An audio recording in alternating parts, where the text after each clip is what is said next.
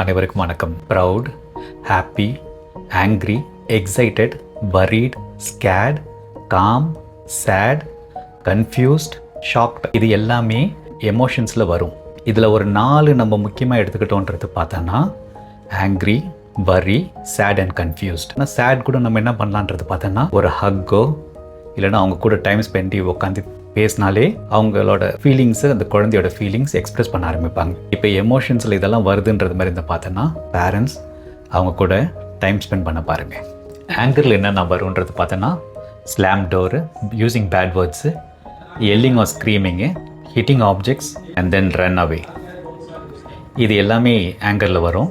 Treatment என்னன்றது பார்த்தோன்னா coping skills, distraction skills, physical exercises, thinking skills, communication skills, ஃபைனலாக anger management technique, இது எல்லாமே எமோஷன்ஸில் அடங்கும். நன்றி, வணக்கம்.